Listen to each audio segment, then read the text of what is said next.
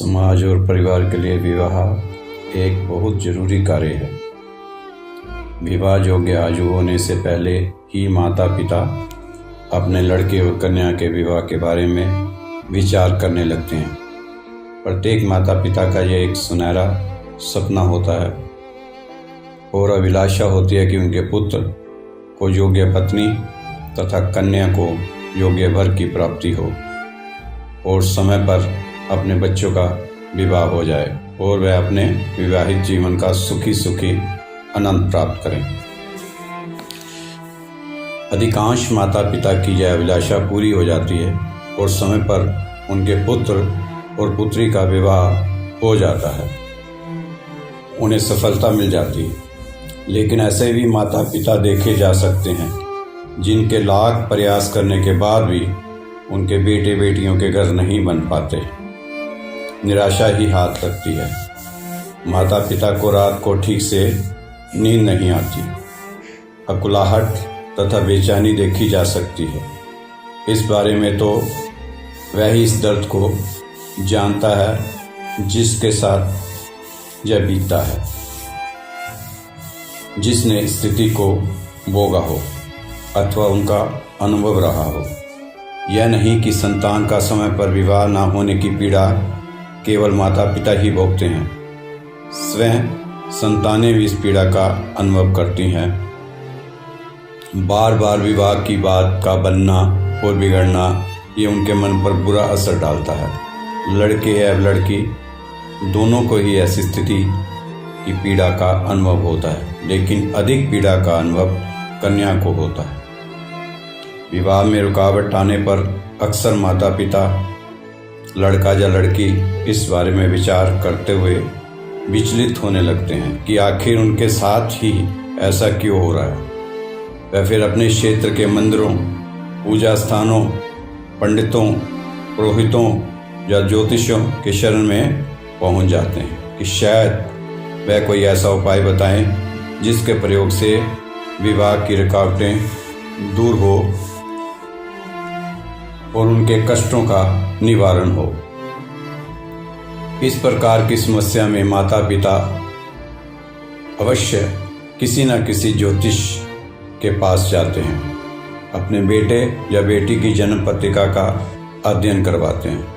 अधिकांश ज्योतिषी ग्रहों की स्थिति को जिम्मेदार बताकर कुछ उपाय करने की सलाह देकर माता पिता को तसल्ली देते हैं और साथ ही कुछ समय बाद विवाह होने का सहयोग बनने का आश्वासन देते हैं।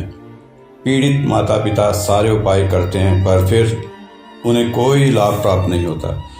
ऐसी परिस्थितियों में से अनेक व्यक्तियों का ज्योतिष विद्या से विश्वास समाप्त होने लगता है। निराश व्यक्ति ज्योतिष के पास आना बंद कर देते हैं और सब बच्चों के भाग्य पर जब भगवान भरोसे छोड़ देते हैं। यह सब अत्यंत खेद एवं चिंता का विषय है। उपयुक्त आयु में विवाह न होने की वेदना और अविवाहित कन्या ही समझ सकती है। अविवाहित रहने का दुख उसके अलावा कोई नहीं बता सकता, क्योंकि उसको इस समाज में रहकर सब कुछ सहना पड़ता है। यह वेदना अविवाहित कन्या को बिल्कुल अकेले ही सहन करने हेतु विवश होना पड़ता है।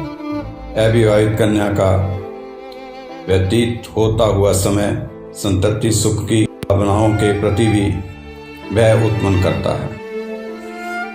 वैवाहिक लिंग विलंब के कारण आहत जातकाएं प्रायहीन भावना से इतना अधिक ग्रस्त होती हैं कि अपने सगे संबंधियों, सहेलियों और सहयोगियों के मध्य नहीं जाना चाहती। जहाँ भी जाती है हर जगह एक ही प्रश्न पीछा करता है कि शादी कब करोगी। अविवाहित कन्या ही इस पीड़ा का आभास कर सकती है। अविवाहित कन्या जब 30-35 वर्ष से अधिक का समय पार कर चुकी होती है, तब उसकी एक मौन चीख जीवन में पसरे सन्नाटे को बार बार चीरती है। फिर वह खुद अपने आप से ही सवाल करती है, कब होगी मेरी शादी, होगी या नहीं होगी। बस उसकी आंखों से आंसू ही गिरते हैं, ना जाने कब तक बहते रहते हैं, क्योंकि वह अपना दर्द किसी को बता भी नहीं सकती, क्योंकि वह जानती है कि अगर माता पिता के सामने मैं इस हाल में रहूँगी तो उनको भी बहुत पीड़ा होगी। वह सारा दर्द अंदर ही अंदर पीती रहती है, माता पिता को तसल्ली देती रहती है, उन्हें कुछ महसूस नहीं होने देती। बस ईश्वर से यही प्रश्न पूछती है कि मेरे माता पिता और मेरा क्या अपराध है, उसे अविवाहित रहने का इतना कठोर दंड क्यों मिल रहा है। पहले तो उसे कन्या बनाया, अब मुझे इतनी बड़ी उम्र हो जाने पर भी अविवाहित को रखा। बस यही सवाल भगवान के आगे रखती है। कन्या तो लोगों की बातों को ना सहना पड़े, इसलिए आत्महत्या करने हेतु भी विवश हो जाती है। अगर आप भी बच्चों की शादी के लिए बार बार प्रयास करके असफल हो चुके हैं तो कृपया एक बार हमें अपने बेटे या बेटी की जन्म पत्री जरूर भेजें। राधेश्याम मंदिर, दिल्ली में। हमारा व्हाट्सएप नंबर स्क्रीन पे आप देख सकते हैं। आज के युग में, आजू में विवाह हो जाना यह बहुत बड़ी बात है। माता पिता अपने बेटे या बेटी का विवाह सही आयु में हो जाने को भगवान का वरदान समझते हैं। माँ बाप को अपने बच्चों की शादी के बारे में बहुत चिंता सताती है, क्योंकि पहले बहुत बड़े परिवार और खानदान होते थे। जैसे ही बच्चा विवाह लायक हुआ, अपनी जान पहचान और बिरादरी में से रिश्ते आने शुरू हो जाते थे। पर आजकल ऐसा कहीं कहीं ही देखने को मिलता है। शास्त्रों तथा समाज ने विवाह की अनिवार्यता को भली भांति जाना समझा और जीवन के 16 संस्कारों में उसे प्राथमिकता और मान्यता प्रदान की है। यह एक वंश परंपरा की शाश्वतता है। शादी का इंतजार सभी युवा लड़के लड़कियों के हृदय में उकलाहट, उमंग, उत्साह, ऊर्जा और आनंद उत्पन्न करती है। कुछ लड़के लड़कियां बहुत यत्न करने में के बावजूद भी ताउम्र विवाह के बिना रह जाते हैं। भगवान की तरफ से यह वैवाहिक सुख का प्रसाद नहीं पा पाते और आजीवन अविवाहित रहने के योग से पीड़ित रहते हैं। जन्म, विवाह और मरना मानव जीवन के त्रिकोण बिंदु है, अतः इन बिंदुओं किसी अच्छे ज्योतिषाचार्य को अपनी जन्म कुंडली का आकलन करवाकर समझना जरूरी हो जाता है। इन विषयों में हमारी अज्ञानता हमें नुकसान पहुंचा सकती है।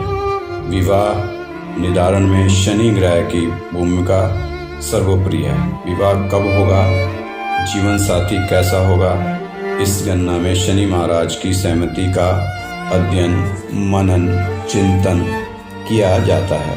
विवाह का कारक ग्रह शुक्र और चंद्रमा है। इन ग्रहों का विचार भी किया जाता है। इन ग्रहों से भी शादी का विचार किया जाता है। जन्म कुंडली का दूसरा, चौथा, 7वां, 9वां और 11वां भाव भी विवाह कब होगा जाने हेतु महत्वपूर्ण भूमिका का निर्वाह करते हैं। सूरज और शुक्र, चंद्रमा और शुक्र की युति अथवा उनके मध्य की दूरी भी विवाह समय जानने में सहायक सिद्ध होती है। वयस्क कन्याओं और लड़कों के विवाह को लेकर चिंतित अभिभावक जब ज्योतिषियों की शरण में पहुंचते हैं तो ज़्यादातर जोशी जय कहकर उनका चिंता मुक्त कर देते हैं कि इस कन्या का विवाह इस वर्ष बृहस्पति के राशि परिवर्तन होते ही हो जाएगा।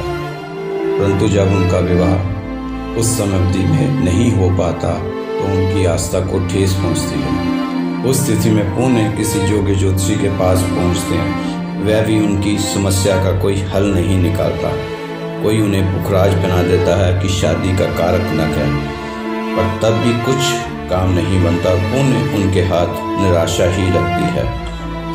जो अच्छे और काबिल ज्योतिषाचार्य हैं वे सबसे पहले इसकी गणना करते हैं कि जातक जातिका का विवाह शीघ्र संपन्न होगा या उसमें विलम्ब होगा या अत्यधिक विलम्ब होगा। उसी के अनुसार विवाह संपन्न होने वाली महादशा अंतर्दशा का विचार करते हैं।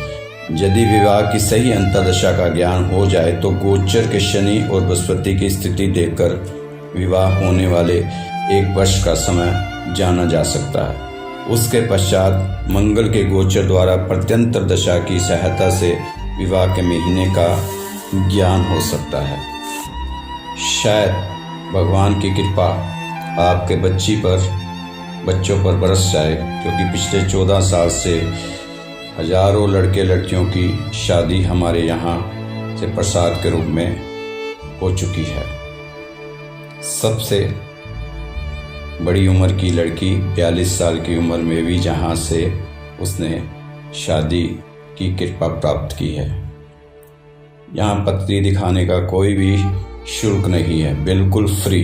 जिन बच्चों को शादी में देरी हो रही है या अच्छा वर कन्या मिल नहीं पा रहा, तो आप हमारी सेवाएं बिल्कुल फ्री में पा सकते हैं। श्री राधे श्याम मंदिर, दिल्ली 59। हमारे यहाँ अनुभवी ज्योतिषियों द्वारा जन्म पत्रिका आंकलन कर समाधान बताया जाता है, या आप फ़ोन पर समय लेकर भी बात कर सकते हैं, बिल्कुल फ्री है।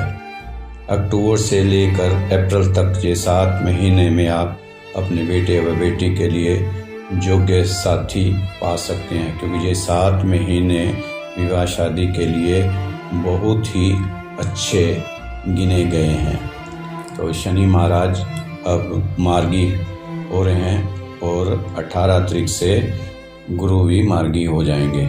तो कृपा अगर आप हमारी सेवा लेना चाहते हैं तो हमारे व्हाट्सएप नंबर पर अपने बच्चे की जन्म तिथि, डेट ऑफ बर्थ और स्थान और टाइम लिख कर भेजें। आपकी कुंडली फ्री बनाई जाएगी और उसके द्वारा आपको उसके उपाय बताए जाएंगे। धन्यवाद। जय जय श्री राधे, जय जय श्री राधे, जय जय श्री राधे।